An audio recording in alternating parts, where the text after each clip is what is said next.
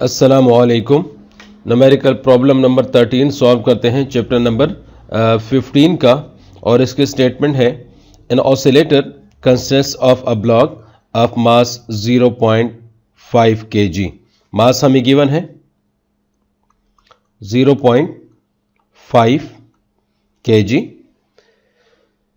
When set into oscillation with amplitude 35 centimetre, amplitude given है। Mass spring system की case में amplitude को XM से डिनोट करते हैं 35 सेंटीमीटर, और इसको 100 से डिवाइड करेंगे, मीटर्स में कन्वर्ट हो जाएगा 0.35 मीटर्स। अब इस तरह सिचुएशन है कि अगर पोजीशन पॉइंट O जो है, अगर ये मीन पोजीशन हो और इसको हम ले जाएं एक साइड पे, लेट से राइट की तरफ पॉइंट A के ऊपर, और वहां से इसको रिलीज करें तो ऑब्जेक्ट वापस आ जाएगा O की तरफ। O से फिर दूसरी साइड पे ये ऑब्जेक्ट चला जाएगा और पॉइंट B पे पहुंच जाएगा। तो A और B जो है ये एक्सट्रीम पोजीशंस कहलाएंगे, और 0 से O से लेके A तक या O से लेके B तक ये मैक्सिमम एम्पलीट्यूड होगा, XM होगा। तो वो कह रहे हैं कि the oscillator repeats it's motion every 0.5 seconds, कि हर अपने मोशन को हर 0.5 सेकेंड्स के बाद अपने मोशन को रिपीट कर रहा है। तो इसका मतलब ये हुआ कि ये 0.5 सेकेंड्स जो टाइम गिवन है, ये हमारे पास क्या है, टाइम पीरियड है, जो फर्स्ट पार्ट के अंदर पूछा गया है कि फाइंड द टाइम पीरियड। तो यही हमारा आंसर होगा, और यही स्टेटमेंट आप लिख सकते हैं कि the oscillator repeats it's motion every 0.5 second, so time period is equal to 0.5 seconds। यही हमारा आंसर हो जाएगा। अब आते हैं बी पार्ट की तरफ। ये पार्ट ए था। पार्ट बी के अंदर पूछा गया है फाइंड द फ्रीक्वेंसी, और हमें पता है कि टाइम पीरियड और फ्रीक्वेंसी आपस में इनका क्या रिलेशन है। तो as frequency is equal to 1 over time period. तो 1 ओवर टाइम पीरियड है 0.5, तो जब हम इसको डिवाइड करेंगे तो पॉइंट ख़त्म हो जाएगा, ऊपर 10 आ जाएगा, तो 5 से 10 5 से डिवाइड हो जाएगा तो आ जाएगा 2, और क्योंकि फ्रीक्वेंसी है इसका यूनिट क्या है, हर्ट्स, तो 2 हर्ट्स इज द फ्रीक्वेंसी। तो पार्ट बी का भी आंसर आ गया है 2 हर्ट्स या 2 साइकिल्स पर सेकेंड भी आप लिख सकते हैं। अब सी पार्ट की तरफ आते हैं। सी पार्ट में हमें क्या फाइंड करना है, the angular frequency. Angular frequency find करनी है। तो एंगुलर फ्रीक्वेंसी का फॉर्मूला क्या है कि omega is equal to 2 pi F. तो omega is equal to 2 pi multiplied by 2, क्योंकि अब हमारे पास फ्रीक्वेंसी आ चुकी है, तो ये वैल्यू पुट कर देंगे तो ये आ जाएगा 4 पाई रेडियंस। और आप इसको पॉइंट ख़त्म करके भी आप लिख सकते हैं, 4 को पाई के साथ मल्टीप्लाई कर दें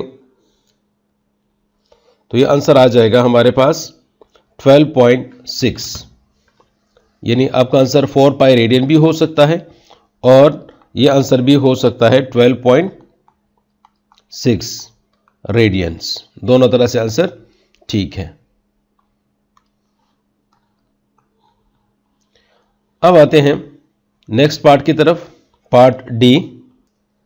द स्प्रिंग कांस्टेंट, क्या फाइंड करना है, स्प्रिंग कांस्टेंट फाइंड करना है। स्प्रिंग कांस्टेंट क्या है, के की वैल्यू हमने फाइंड करनी है।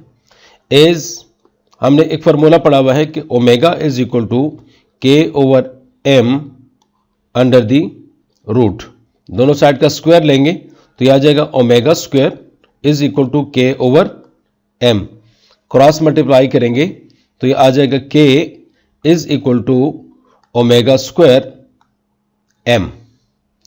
अब यहां पर वैल्यूज पुट कर देंगे। ओमेगा की वैल्यू क्या आई थी, 4 पाई होल स्क्वायर आ जाएगा, और मास हमें गिवन है, मास कितना है 0.5 5 kg।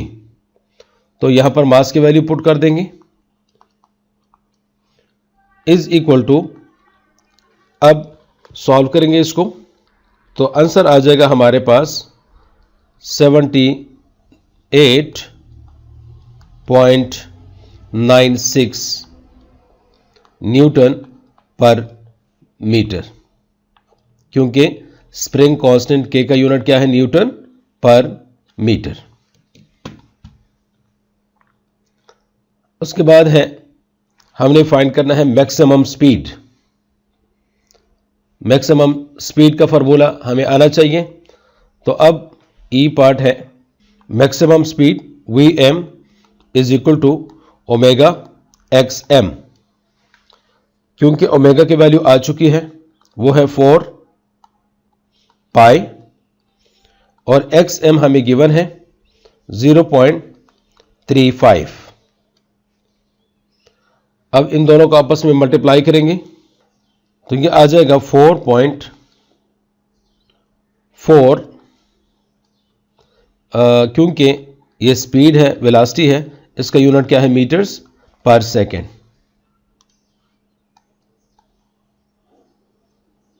अब आते हैं लास्ट पार्ट की तरफ, the magnitude of the force.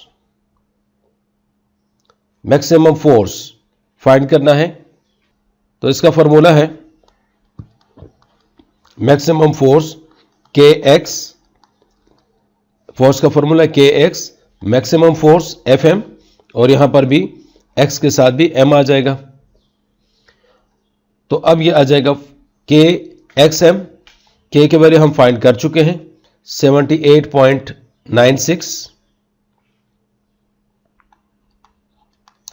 Multiplied by x M जो हमें गिवन है 0.35। तो एफ एम की वैल्यू आ जाएगी 27.64 न्यूटन, फोर्स का यूनिट न्यूटन। तो ये है हमारे पास फाइनल आंसर।